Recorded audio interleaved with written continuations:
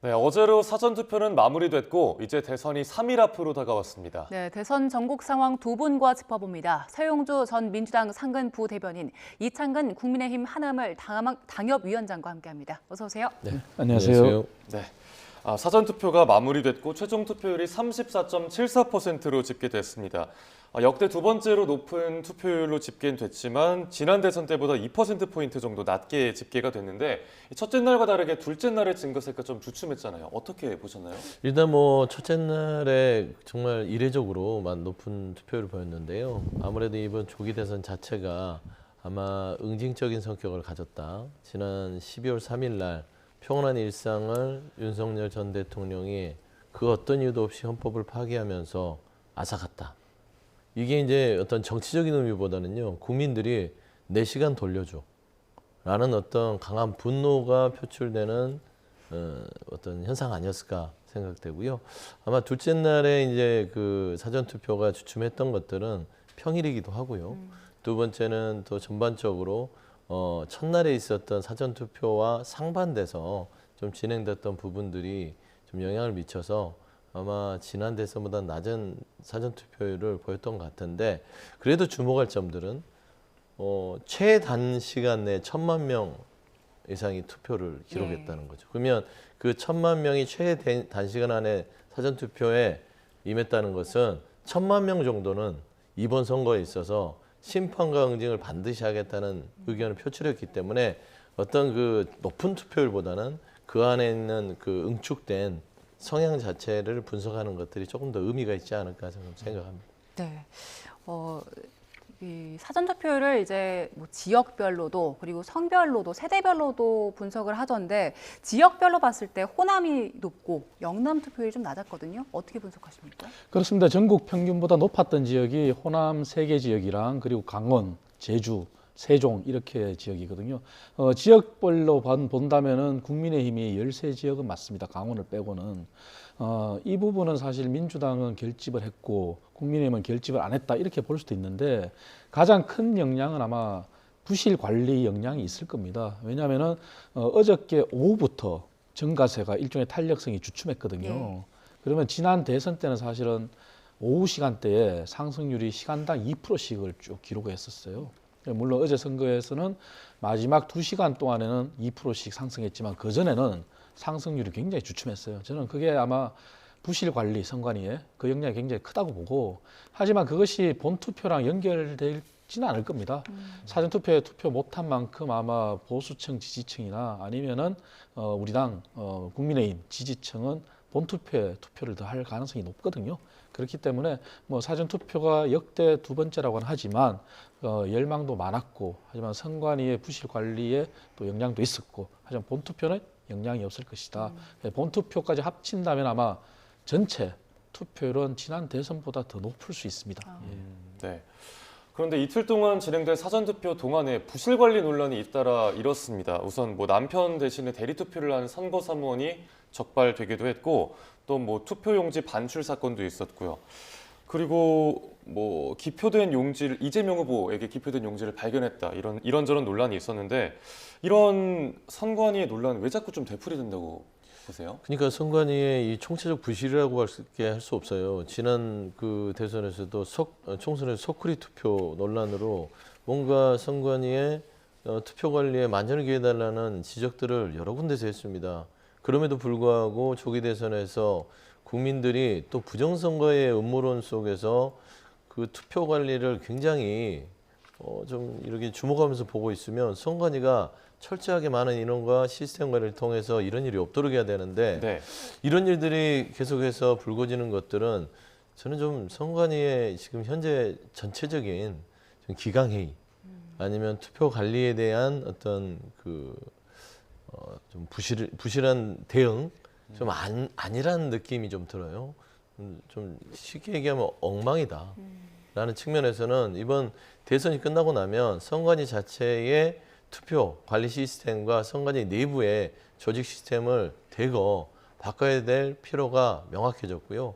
사실상 앞서 앵커분께서 얘기했듯이 첫 번째 남편 대신 대리 투표했던 분과 그다음에 이재명 후보의 어떤 기표가 찍힌 투표용지가 어떤 다른 그 봉투에 담겨져 있는 부분들 이 두 가지 사례는 선관위가 직접적으로 이게 투표를 방해하려는 의도가 있다. 네. 어떤 이 스스로 어떻게 이 어떤 부실 투표를 만들려는 부정 선거를 만들려는 이미지를 주려는 거 아니냐. 예. 그래서 이제 수사를 의뢰했던 것이고 대리 투표는 긴급 체포가 됐던 것으로 알고 있습니다. 그래서 이 부분은 또 선거관리위원회 부실 수사 이외에 다른 영역이고 다른 것들 뭐 예를 들어서 투표용지를 받아서 그 안에서 끝내야 됨에도 불구하고 밖에 나가서 대기를 하는 것들 이런 거는 굉장히 대표적인 부실 이 선거에 대한 사례죠. 그래서 네. 저는 이런 것들을 종합적으로 봐서 이번 선거가 끝나고 나면 선관위에 대한 대대적인 어떤 개선과 보완이 필요하다 그런 말씀을 드리겠습니다. 네.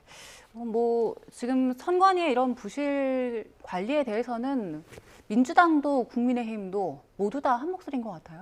맞습니다. 부정선거와 부실 관리는 다른 거거든요. 그렇다면 선관위의 부실 관리가 지난번 대선 총선을 거쳐오면서 다 문제가 됐지 않습니까? 그래서 이번만큼은 선관위가 정말 제대로 하겠다고 했지만 그럼에도 불구하고 선관위 직원들 그리고 선거 사무원이라고 하는 분들은 또 공무원 신분이거든요. 네. 그분들이 관여돼서 이렇게 부실 관리가 됐다.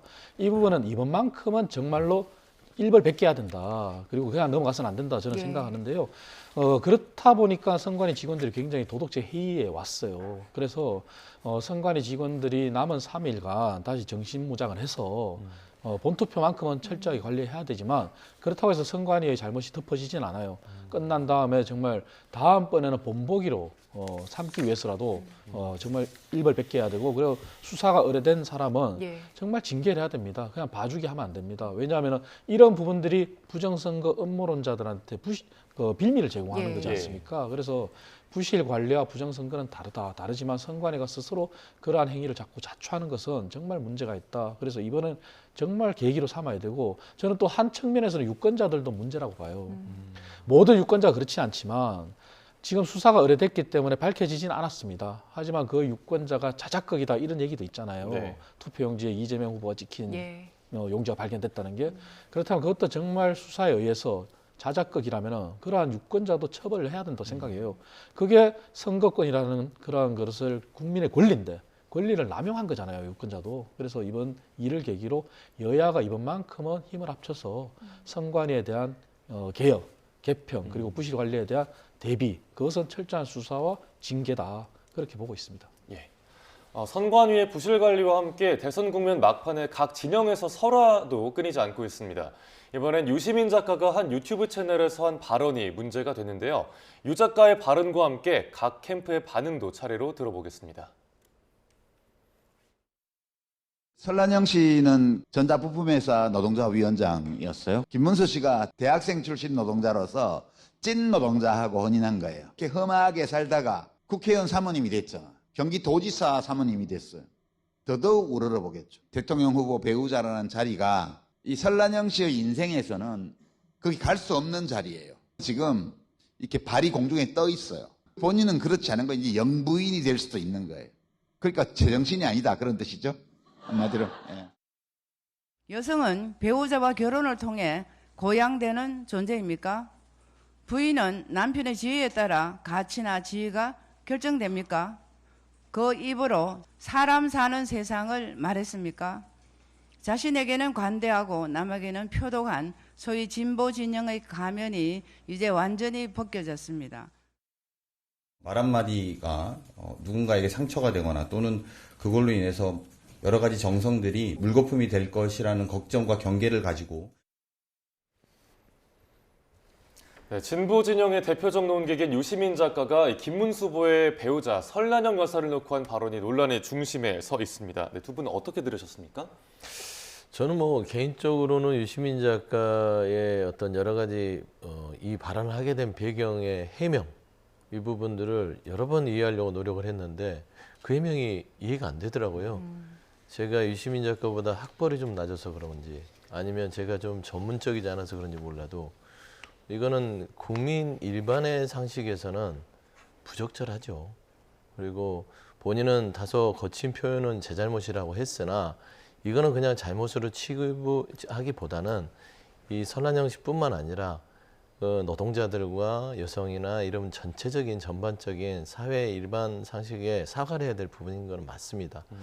뭐 앞서 그 강원식 의원도 얘기를 했으나 민주당 내에서 여러 가지 정성을 기울였잖아요. 마지막까지 모든 후보뿐만 아니라 모든 선대위 캠프의 사람들이 입조심하라고 해서 다 입단속을 해놨는데 우리 선대위의 사람이 아닌 진보 진영의 대표 패널이 유시민 작가가 예. 이런 좀 말하자면 논란을 빚을 수 있는 발언을 했는데 저는 한 말씀만 드리고 싶어요.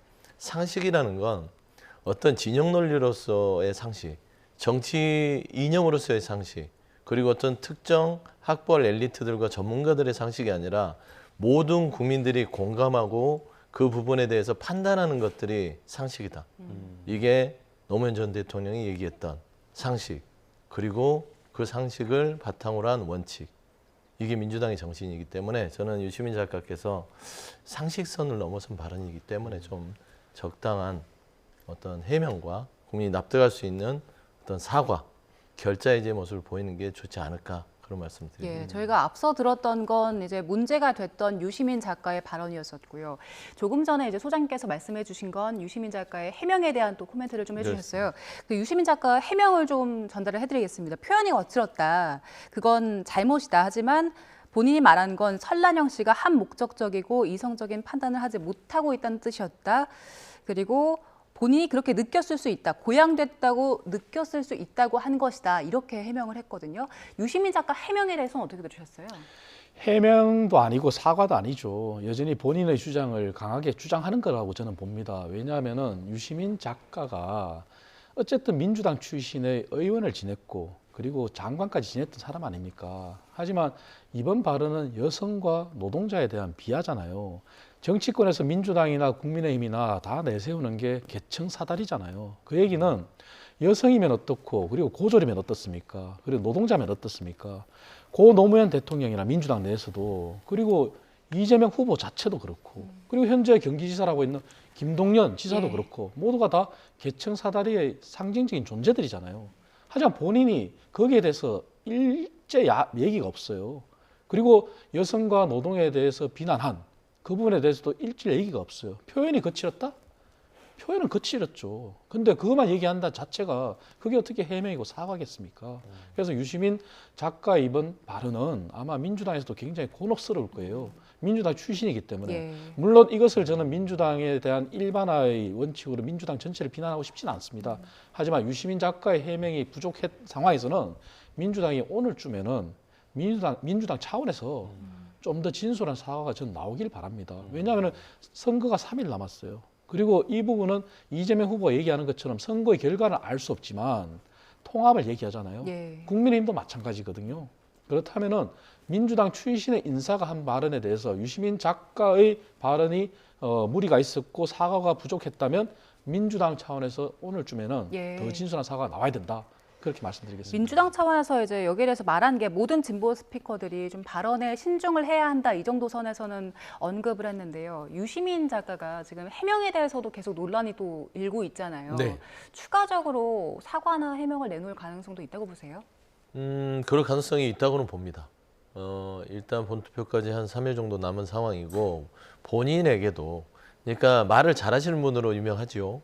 그리고 해박한 지식을 통해서 좀 명쾌한 논리들을 얘기하는데 말을 잘한다고 해서 그 말을 가지고 말로 상처 주는 것은 정의가 아니잖아요. 그러니까 저는 유시민 작가가 그동안 많은 업적들과 진보 진영 스피커로서의 역할을 해왔다고 보기 때문에 이 부분을 굳이 본인이 인정한다고 해서 잘못을 인정한다고 해서 본인이 지는 게 아니에요. 앞서 제가 이제 이렇게 표현하기 그렇지만 이준석 후보 보세요. 본인의 말에 대해서 인정하지 않고 잘못했다고 사과하지 않고 이런 부분을 바로잡지 않으니까 더 수렁으로 빠지는 거 아니겠습니까? 저는 이런 부분에 있어서 국민들의 상식에서 그리고 노동자 그리고 노동자 여성 이런 분들이 불쾌하고 이 발언에 대해서 부적절하다고 판단을 한다면 유시민 작가답게 이 발언은 제가 거칠었고 내용도 그렇고 여러 가지로 상식적이지 않다. 다시는 이런 일이 없도록 하겠다. 한마디면 되는 것입니다. 그게 더 용기 있는 지식인의 모습이다. 저는 그런 말씀을 좀 드리고 싶습니다. 네, 대선 레이스 후반에 뭐 각종 설화 리스크 그리고 방금 이준석 후보 이야기도 해주셨는데 TV 토론 중에 그 부적절한 발언으로 비판을 받고 있는 이준석 개혁신당 후보가 어제 국회에서 긴급 기자회견을 열었습니다. 민주당 이재명 후보는 아들의 댓글 논란에 대해서 사과했는데요. 네, 들어보고 오겠습니다. 저를 제명하겠다고 하면 물론 언론사 기자들에게도 보도 지침을 만들어 겁박하고 이른바 민주파출소를 통해 카톡 검열, 유튜브 검열까지 하고 있습니다. 저는 죽지 않습니다. 분연히 맞서 싸우겠습니다. 닭의 목을 비틀어도 새벽은 온다 하셨던 김영삼 전 대통령의 말씀을 기억하겠습니다. 자식 이기는 부모 없다고 잘못 키운 제 잘못이죠. 그러나 그 댓글 표현을 과장 왜곡해서 그치 마치 성적 표현인 것처럼 이렇게 조작해서 국민을 수치스럽게 만들고 여성 혐오 발언을 국민 토론회 장에서 함부로 한 행위에 대해서는 엄정한 책임을 져야 될 것입니다. 네, 이준석 후보가 지난 3차 TV토론 이후에 사흘 연속으로 기자회견을 했습니다. 앞서 두 번의 회견이 TV토론 발언에 대한 사과였다면 이번엔 조금 성격이 달랐던 것 같아요. 어떻게 들으셨나요? 성격이 달랐다고는 하지만 사실 같은 연장선이잖아요. 저는 이준석 후보의 TV토론의 발언은 굉장히 무리가 있었고 잘못된 게 맞잖아요. 하지만 본인이 사과를 했다가 그 다음 날에는 정면 돌파하겠다. 그래서 정면 승부를 걸었잖아요. 예. 그러다가 지지율이 빠졌는지 어떤 연유인지 모르겠지만 예. 아마 내부의 비판도 상당했던 걸로 알고 있습니다. 탈당 신청서가 많이 올라왔다고 그렇습니다. 하더라고요. 그래서 또 사과를 했잖아요. 네. 그럼 사과로 끝냈어야죠. 그리고 설사 민주당 의원이 포함된 진보 정당 의원들이 제명안을 냈더라도 그게 국회에서 3분의 2가 찬성해야 되는데 통과가 되겠습니까? 그렇다면 더 자중하는 모습을 보이고 본인이 변명 않겠다 그랬잖아요. 하지만 어제는 또 징계안, 제명에 대해서 발끈했잖아요. 그 부분은 사람들이 제명에 대해서 발끈한 걸 느끼는 게 아니라 이준석 후보의 발언이 여전히 무리가 있었는데 본인이 정말 반성하는 자세를 안 보인다고 느낄 거예요. 그래서 저는 굉장히 잘못됐다 이렇게 보고 있고요. 이재명 후보도 마찬가지입니다. 사과는 했어요. 하지만 이준석 후보를 또 비난을 했잖아요. 그렇다면 좀 너그럽게 또 1위 후보답게 그런 모습을 보여야 되는데 사과도 사실은 아들 문제에 대해서 댓글에 대해서만 사과를 했어요. 예. 하지만 더 큰 문제는 저는 도박이라고 보거든요. 상습 도박. 그 부분에 대해서 일절 얘기가 없어요. 그래서 저희 국민의힘이 진상조사단 이런 것도 발족을 하고 했지만 그래서 이재명 후보도 아마 사과가 부족하다. 그래서 더 큰 사과를 해야 되고 이준석 후보는 아마 어제의 또 다른 해명 그리고 또 다른 정면 승부하겠다는 게 표로 최종 어떻게 기결될지 모르겠지만 지금이라도 저는 늦지 않았어요. 3일 남았기 때문에 다시 자세를 바꿔서 예. 본인이 더 큰 미래로 나아가기 위해서는 이 부분만큼은 정말 다시 한번 국민들한테 숙여야 된다고 저는 봅니다. 예. 구체적으로 이준석 후보에 대한 제명안, 이준석 의원이겠죠. 의원을 대상으로 한 제명안 자체는 민주당 개별 의원 4명이 참여했어요. 21명 중에. 나머지는 대부분 진보정당의 조국혁신당 비롯해서 기본소득당 등등 했으니까 전체적으로 봤을 땐 민주당 의원이 170명 중에 4명이면 거의 뭐 몇 프로, 10%도 안 되죠. 뭐 한 자릿수의 의원들이 개별 판단으로 해서 참여했다는 것이기 때문에 이걸 이준석 후보 말대로 민주당이 주도해서 본인을 어떻게 압박하고 뭐 제명을 통해서 폭거를 저지르고 있다는 말은 논리에 맞지 않는다 말씀을 드리고 저는 이준석 후보 참 tak해요. 좀 이렇게 계산이 빨리 돌아간다면 여기에서 빨리 본인의 부적절한 발언에 대해서 납작 엎드려서 죄송하다 그러고 다시는 그러지 않겠다고 해야 되는데 그걸 한 2, 3일 만에 끌어오다가 또 제명안에 발끈해서 또 와서 달려와서 닭의 목을 비틀어도 새벽은 온다. 예. 본인이 무슨 대단한 민주투쟁을 했습니까? 3차 대선 토론회에서 상대 후보에게 득점을 하기 위해서 검증이라는 이름 하에 여러 가지 검증 방식 속에서 여성 혐오의 그 발언을 했지 않습니까? 그러니까 검증을 했다고 해서 지금 제명하는 게 아니라 검증의 방식이 굉장히 국민의 눈높이에 맞지 않았고 많은 국민이 상처를 받았고 의원으로서 후보로서 자격이 없다라는 것 때문에 제명을 당하는 거예요. 본인이 잘못된 것 때문에 제명안이 제출된 거를 가지고 본인이 엄청난 뭐 정치적인 탄압을 받는 것처럼 하는데 이거는 논리에도 맞지 않고 자꾸 이런 식으로 가면 10년 이상은 정치적으로 휴직에 들어갈 가능성이 높아요. 그래서 저는 이준석 후보가 다시 좀 이성을 찾고 여러 가지를 좀 판단했으면 좋겠고요. 앞서 제가 보면은 이준석 후보가 이제는 이재명과 유시민과 김어준과 싸우겠다. 계속 싸워왔잖아요. 근데 뭐 새삼스럽게 본인이 제명을 한다고 또 싸우겠다고 하는 걸 보면 이준석 후보가 지금 아직도 본인의 잘못을 제대로 깨닫지 못하고 있는 것 같다. 그런 말씀을 드립니다. 네. 참 이렇게 대선 막판으로 가고 있는데 각 당마다 상대를 겨냥한 네거티브 공세가 굉장히 뜨거워지고 있습니다. 이게 검증 목적이라고는 하지만 좀 정책 비전이 실종됐다 이런 이야기가 나오고 있고 유권자들이 느끼는 피로감도 가중된다라는 이야기도 나오고 있잖아요. 어떻게 보시나요? 그렇습니다. 대선이라는 거는 후보들의 미래를 보고 후보들의 공약을 보고 판단을 해야 되는데 사실 이번 대선이 조기 대선이라고 하더라도 이재명 후보는 준비하는 기간이 상당히 길었었잖아요. 하지만 길었던 후보답게 사실 정책이 제대로 나오지도 않았어요. 그리고 김문수 후보는 출발이 늦었고 그럼에도 불구하고 정책을 더 내놔야 되는데 김문수 후보도 조금 늦지막히 공약집을 내놓은 것도 사실이에요. 그리고 TV 토론을 3차례 거쳤을 때 TV 토론을 통해서라도 상대의 정책을 검증하고 이런 모습을 보여줘야 되는데 사실 그 부분에 대해서는 유권자들이 보시기에 굉장히 실망이다 이렇게 판단하실 수는 있어요. 그럼에도 불구하고 네거티브와 검증은 사실은 굉장히 미묘한 차이잖아요. 네. 그리고 구분도 힘들고 네거티브는 사실은 정치권에서 모두가 다 지향해야 될 존재는 맞아요. 하지만 검증은 사실 필요하거든요. 그 검증은 정책에 대한 검증이 될 수도 있고 인물에 대한 검증이 될 수 있어요.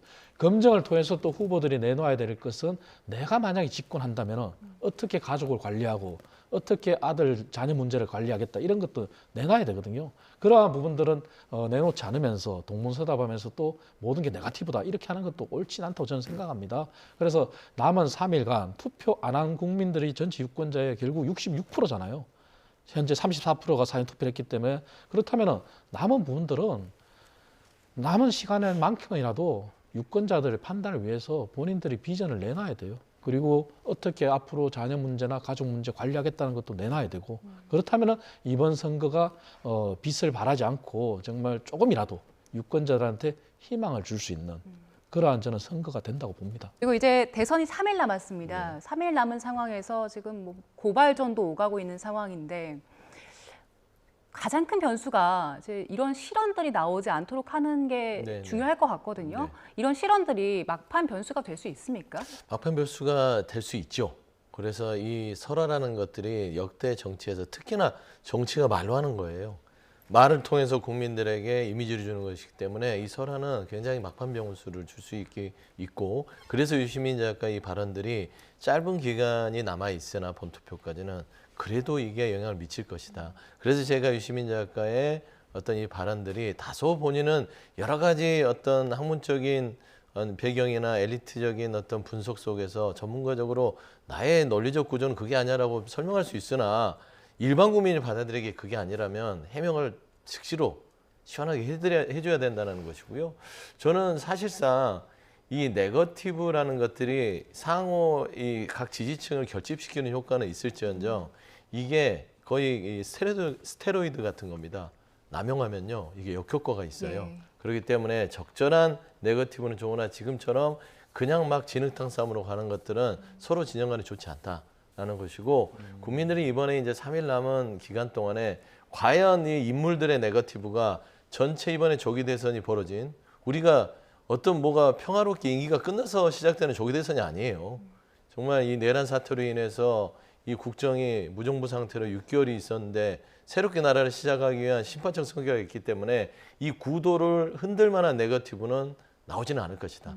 다만 설화 자체도 이 구도를 흔들 수는 없으나 막판에 있어서의 각 진영에서의 설화 자체는 아마 이 지지층의 투표폭이나 아니면 저쪽 진영에 있어서의 결집을 가져올 수 있기 때문에 삼가하고 상가해야 될 부분이라고 좀 말씀드립니다. 예, 알겠습니다. 끝으로 짧게 김재원 비서실장이 신성범 의원 통해서 이준석 측에서 만남이 제안이 왔다 이런 얘기를 했더라고요. 이준석 후보 측에선 일축을 했는데 국민의힘 입장에서 아직 끝 놓지 못한 겁니까? 아닙니다. 저희는 공식적으로 발표했습니다. 단일화는 이미 무산됐다. 그리고 3자 구도에서 최선을 다하겠다 얘기를 했고요. 예. 다만 양당에 아직까지 일부 그러한 단일화의 미련을 못 버리는 사람이 있는 것 같아요.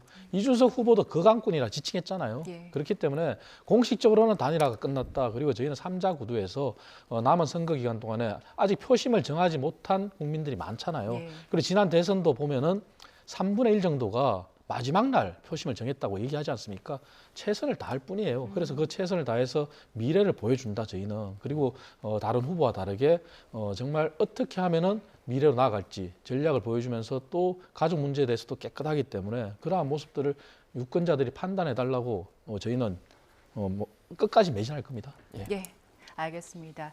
자, 오늘 얘기는 여기서 마무리하겠습니다. 서영조 전 더불어민주당 상근 부대변인, 이창근 국민의힘 하남을 당협위원장과 함께했습니다. 고맙습니다.